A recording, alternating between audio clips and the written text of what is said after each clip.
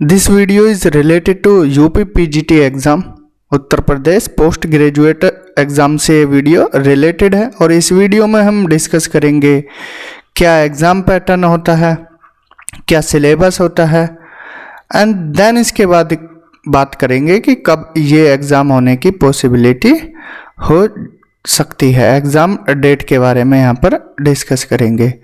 तो यहाँ पर स्टार्ट करते हैं हम यूपी पीजीटी एग्ज़ाम पैटर्न से। यूपी पीजीटी जो एग्ज़ाम है वो टोटल कितने मार्क्स का होता है? 500 मार्क्स का होता है और 500 मार्क्स में भी ये 3 पार्ट्स में डिवाइडेड है। यहाँ पर 425 मार्क्स का क्या होगा? एग्ज़ाम होगा एंड 50 मार्क्स का इंटरव्यू होगा एंड 25 मार्क्स का बेनिफिट किनको मिलेगा? जिनका बीएड हो रखा है या फिर पीएचडी हो रखी है। तो ये 25 मार्क्स किसको मिलेंगे? बीएड और पीएचडी वालों को। तो 425 मार्क्स का जो एग्ज़ाम होता है उसमें टोटल क्वेश्चन आते हैं 125 क्वेश्चंस और ये किस मोड में होगा? ऑफलाइन मोड में होगा। मीन्स जो आप ओएमआर शीट फिल करते हो एंड कितना टाइम होगा? ये 2 आवर्स का होगा। 2 आवर्स में आपको 125 क्वेश्चंस करने होंगे एंड नो नेगेटिव मार्किंग होगी। यहाँ पर कोई नेगेटिव मार्किंग नहीं है। तो बात किया जाए सिलेबस की, यहाँ पर हम डिस्कस करेंगे ज्योग्राफी का सिलेबस।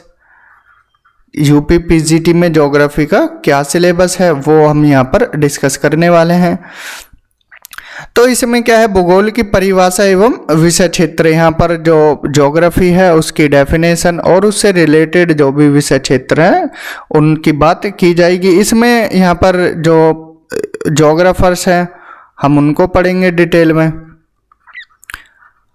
जिसमें कि इम्पोर्टेंट हैं Humboldt, Ritter, Ratzel, Hettner, W M. Davis, Vidal, de la Blache, Carl Sauer, Peter Haggett, William Bunge, Harvey और स्मिथ। इनके अलावा भी और भी ज्योग्राफर्स यहाँ पर पूछ लिए जाएंगे, वेदर वो जर्मन ज्योग्राफर हो या फ्रेंच ज्योग्राफर हो या फिर यूएसए वाले ज्योग्राफर हो या ब्रिटिश ज्योग्राफर हो।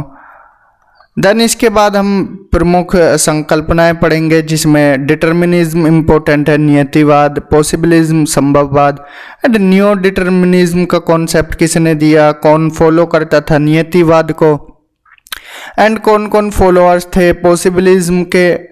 एंड ग्रिफ्थ टेलर आए, उन्होंने स्टॉप एंड गो कॉन्सेप्ट दिया नवनियतिवाद का। एंड पर्यावरण कारकवाद में हम क्या है? एनवायरमेंट डिटर्मिनिज्म यहाँ पर पढ़ेंगे। तो इस फर्स्ट यूनिट में हम बेसिकली जो ज्योग्राफर्स हैं इम्पोर्टेंट ज्योग्राफर उनके बारे में एंड कुछ यहाँ पर संकल्पनाएं देखेंगे। देन सेकेंड यूनिट में फिजिकल ज्योग्राफी में हम पढ़ेंगे जियोमॉर्फोलॉजी के बारे में।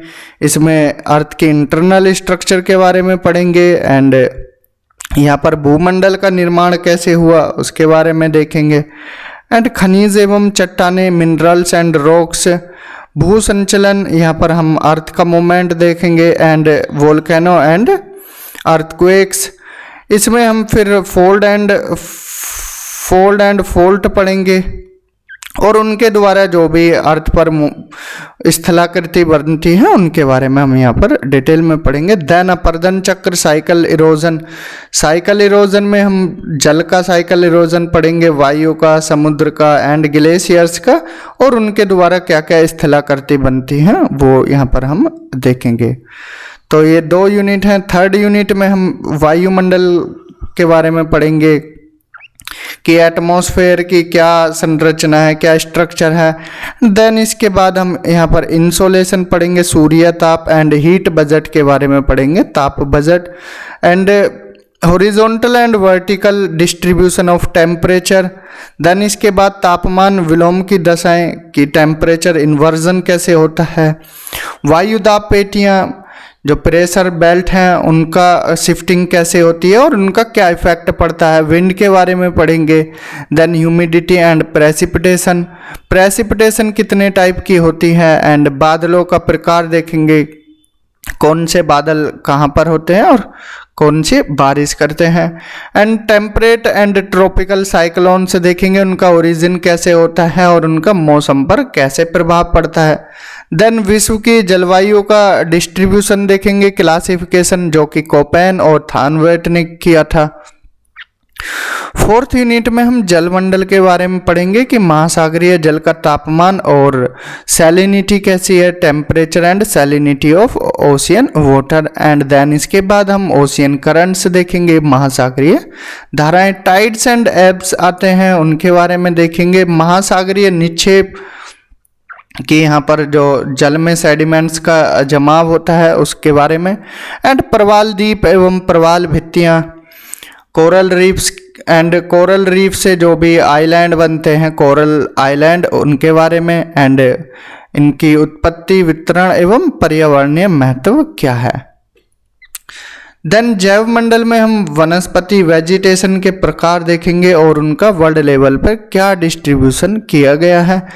एवरग्रीन फॉरेस्ट का क्या महत्व है। एंड वनस्पति एवं पारिस्थितिकी तंत्र, यहाँ पर जो हमारा इकोसिस्टम है, इकोसिस्टम पढ़ेंगे। एंड जैविक विविधता, जो डाइवर्सिटी है, डाइवर्सिटी। एंड यहाँ पर उसके बाद फिर हम क्या देखेंगे, डाइवर्सिटी के बाद यहाँ पर जो ये बायोडाइवर्सिटी, जैविक विविधता। एंड वनीकरण, यहाँ पर ये सिंपल भाषा में बात की जाए तो डिफोरेस्टेशन के बारे में पढ़ेंगे कि वन, हमारे जो जंगल हैं, कैसे कम हो रहे हैं। देन आगे मूव करेंगे मानव भूगोल की तरफ, ह्यूमन ज्योग्राफी की तरफ, कि ह्यूमन और पर्यावरण का संबंध देखेंगे, ह्यूमन एंड एनवायरमेंट रिलेशनशिप, पूरा पाषाण, नवपाषाण युग एंड मानव पर्यावरण अंतर संबंध पर टेक्नोलॉजी का क्या इफेक्ट पड़ा है। एग्रीकल्चर रिवॉल्यूशन हुआ एंड इंडस्ट्रियल रिवॉल्यूशन हुआ। एंड देन फाइनली यहाँ पर जो टेक्नोलॉजी का रिवॉल्यूशन है उसके बारे में देखेंगे। जनसंख्या वृद्धि कैसे हुई है और जनसंख्या के मामले में कौन सा देश टॉप पर है और किस देश में कितनी जनसंख्या है। देन यहाँ पर डेमोग्राफिक ट्रांजिशन थ्योरी पढ़ेंगे, DTT, जो कि किसने दी थी, थॉमस एंड नोटिस्टीन ने। ये मॉडल, इसके साथ साथ हम एक दो मॉडल और देखेंगे, मार्क्सियन मॉडल वगैरह। देन इसके बाद हम मूव करेंगे कहाँ पर, इकोनॉमिक ज्योग्राफी, आर्थिक भूगोल की तरफ। यहाँ पर हम बेसिकली रिसोर्सेज के बारे में पढ़ेंगे, रिसोर्सेज और उनका जो डिस्ट्रीब्यूशन है, क्लासिफिकेशन है, किस बेसिस पर किया गया है। विभिन्न दृष्टियों के हिसाब से वर्गीकरण देखेंगे, जैसे सिंपल भाषा में देखा जाए तो यूबिक्विटस रिसोर्सेज किन को बोलते हैं एंड लोकल रिसोर्सेज किन को बोलते हैं। तो इन बेसिस पर यहाँ पर डिस्ट्रीब्यूशन किया जाएगा। यूबिक्विटस वो होते हैं जो कि सभी जगह पर क्या है, पाए जाते हैं, लाइक एयर है, वाटर है। एंड लोकल, जैसे कोयला कुछ जगह पाया जाता है, कुछ जगह नहीं पाया जाता। आयरन ओर की बात की जाए तो ये लोकलाइज्ड रिसोर्सेज हो जाएंगे। देन इसके बाद संसाधन संरक्षण के सिद्धांत, जो यहाँ पर थ्योरीज दी गई हैं रिसोर्सेज से रिलेटेड, उनको डिस्कस करेंगे, लाइक जल, मिट्टी, खनिज ऊर्जा, उपयोग जन्य समस्याएं और संरक्षण, इनका कैसे संरक्षण किया जाए उनके बारे में डिटेल में यहाँ पर डिस्कस किया जाएगा। मानव संसाधन संरक्षण, जो ह्यूमन रिसोर्सेज है उनको कैसे संरक्षित किया जाए। कृषिगत भूमि का उपयोग, यहाँ पर खाद्यान्न उत्पादन कितना होता है, किस जगह पर गेहूं ज़्यादा है, चावल किस जगह पर ज़्यादा है, कॉटन की क्रॉप कहाँ पर ज़्यादा हुई है, sugar cane and tea, coffee, रबड़, ये मतलब वर्ल्ड लेवल पर हम क्या है इनका डिस्ट्रीब्यूशन देखेंगे। इसके बाद थ्योरीज पढ़ेंगे रिलेटेड इंडस्ट्री से रिलेटेड, लाइक वेबर की थ्योरी हो वो वेबर की इंडस्ट्रियल थ्योरी। एंड इसके अलावा हम और भी यहाँ पर सिद्धांत देखेंगे। एग्रीकल्चर में हम वोन थुनन का मॉडल देखेंगे। देन इसके बाद विश्व के औद्योगिक प्रदेश, यहाँ पर उनके बारे में पढ़ा जाएगा। अंतर्राष्ट्रीय व्यापार, इंटरनेशनल ट्रेड देखेंगे और इसमें हम क्या है ट्रांसपोर्ट, कम्युनिकेशन एंड पोर्ट्स वगैरह के बारे में पढ़ेंगे।